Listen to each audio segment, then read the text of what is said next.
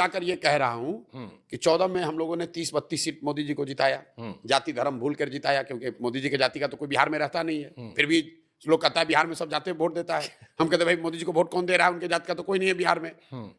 14-15 में हम लोगों ने मोदी जी को यहाँ से 30-32 सीट दिया, 2019 में 39 सीट जिता दिया, इस बार भी 30 जिताए हैं।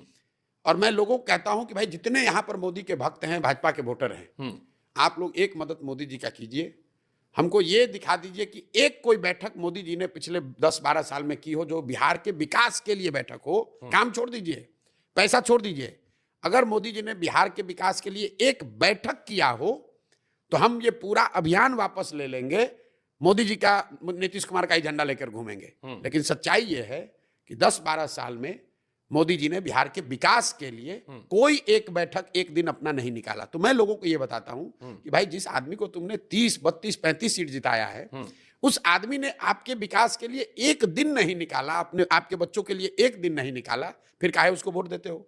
और लोग ताली बजाते हैं, लोग कहते हैं ना भैया बात तो आप ठीक कह रहे हैं। आप जितवाए थे इसलिए देते हैं। नहीं, हम तो 14 में मान लीजिए मदद किए थे, आप 19 में तो हम नहीं आए थे, तब तो मोदी जी प्रधानमंत्री थे नहीं, लार्जर देन लाइफ तो आपने बना दिया। ठीक है भाई, हो गया, मान लीजिए हमसे गलती हो गई तो प्रायश्चित भी हम ही कर रहे हैं, फिर नीतीश जी को बनवा दिया, धूल हम ही फाक रहे हैं, नीतीश जी को तो फिर बनवा दिया। अरे भाई गलती किए तो प्रायश्चित भी हम ही कर रहे हैं, आप तो नहीं कर रहे हैं, बनवाए इनको। हाँ, गलती हुई तो प्रायश्चित कर रहे हैं, गांव गांव जाकर धूल फाक रहे हैं। अब उसको सुधारने का देखिए जी, अगर एक बार को आप मान लीजिए कि आपने गलती की तो आपके पास दो विकल्प, बार की नहीं, बार की मान लीजिए, बार की, तो आपके पास दो विकल्प है, या तो उस गलतियों का पर चर्चा करते रहें, रिग्रेट करते रहें, या उस गलती को सुधारने के लिए प्रयास करें।